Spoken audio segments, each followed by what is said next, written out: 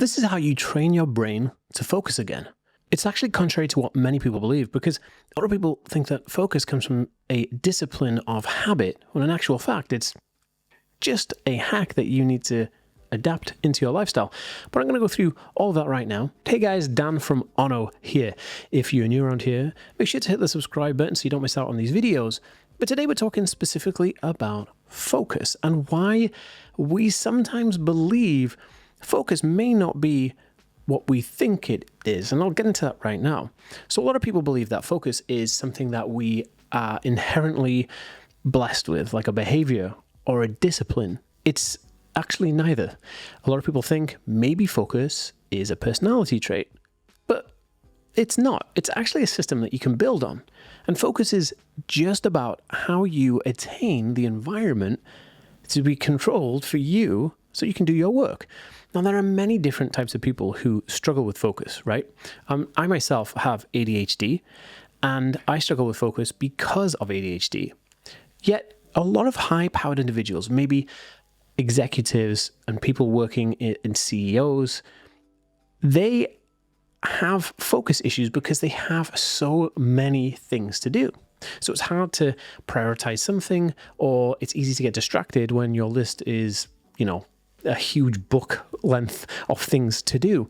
And a lot of the time people will think that if they can't get a job done, if they can't focus on the job, they may become lazy or that they're unmotivated.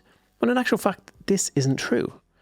And it's all about how you use your environment and how you obtain optimization of your environment to make it work for you.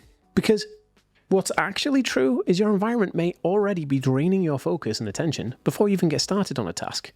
And this is really interesting. So for autistic individuals or neurodivergent individuals who really do suffer with focus issues, hence why I use things like the Ono roller. This one's the acupressure one in Sage, which is super, super awesome. And if you're interested in this one specifically, it's in the link in our bio, or you can hit the link in the description of this YouTube video. Using things like this to help occupy our mind helps occupy the overactive part of our mind and allows us to then focus on the thing at hand. And this is why I think fidget gadgets are so important for neurodivergent individuals specifically, and hence why neurodivergent individuals, it's a big hit with Ono, because Ono caters for people who have difficulty with focus, right? But why does the issue with focus exist in the first place? Because we are surrounded by constant notifications, constant interruptions. You could be sitting down at your desk and somebody comes in and asks you a question, your phone goes, you get another email, maybe you get another Slack message from your team, or Zoom meeting you forgot about suddenly pops up and you're like, oh goodness, I wish I had planned this better. Now you're pulled in every direction and you hit inertia, meaning you're not going to be able to focus on anything.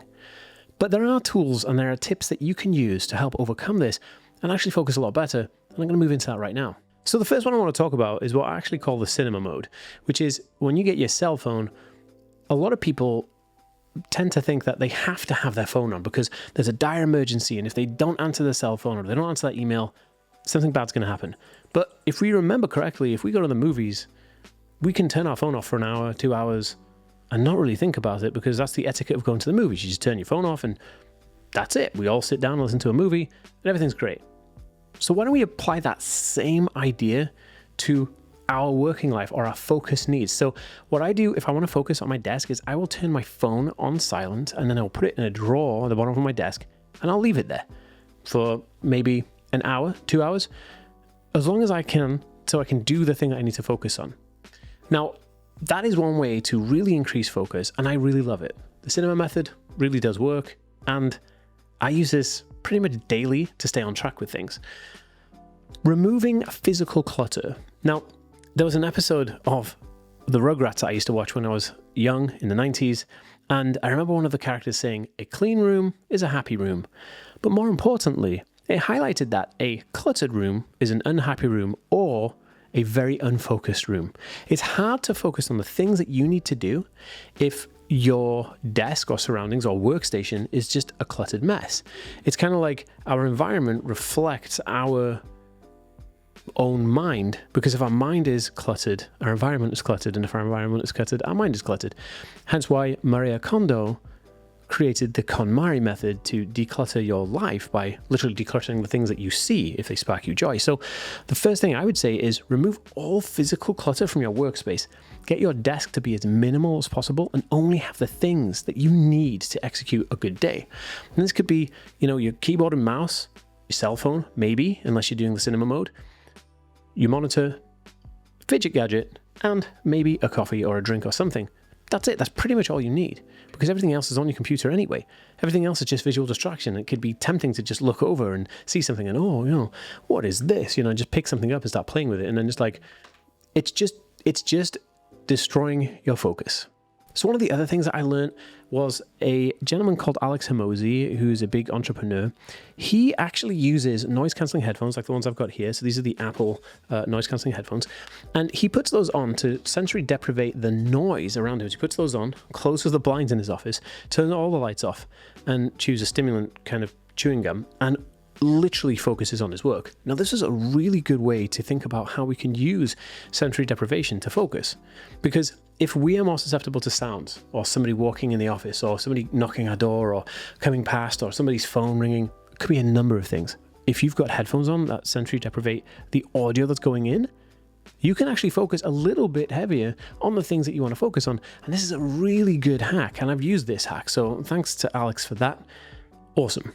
Okay, so the next one is the 90-minute work blocks. Now, this works alongside things like the cell phone cinema mode, where you say, okay, I'm going to work on this task for 90 minutes, and no matter what happens, I'm just going to work on this one task.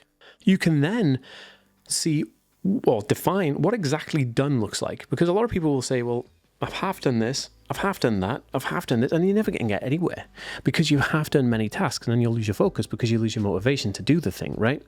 So simply just say, okay, I'm going to try 90-minute blocks, or maybe you say, I'm going to do 20-minute blocks.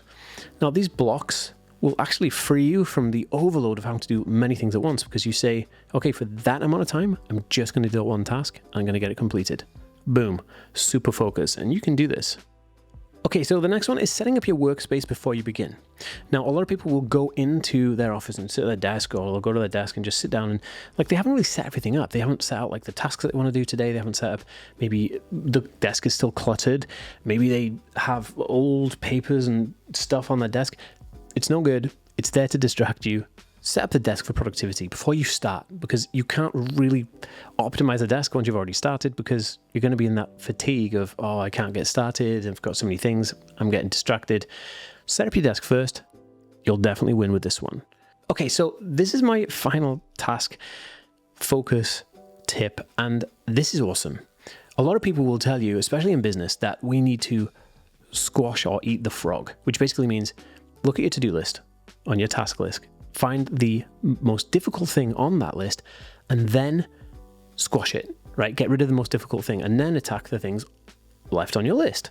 But the problem is, if we try to attack the most difficult thing and then we don't finish it, we lose all momentum to do all the other things that are maybe more simple, because we didn't even attain the thing that we tried to set out to do in the first place, which means we lack motivation, and then we hit inertia and we're back to square one. So if you want to get your tasks done and really get into a pattern of it, try flipping the list upside down. Do the easiest thing first, because that little hit of dopamine that yeah, I've just done that, I've completed a task, that'll hit you so hard and make you feel like, man, I can do anything. And it'll get you motivated to do the next and the next and the next. You'll beam like the sun. This is going to be amazing. Now, I want to know what your tips are that you've come across that help you focus at your desk. Drop them in a comment down below. We read and respond to every single one. Super awesome. And like I said, if you want this bad boy, check out the link in the description. This is my favorite one right now, and I'm sure you'll enjoy it too. Okay, keep on rolling.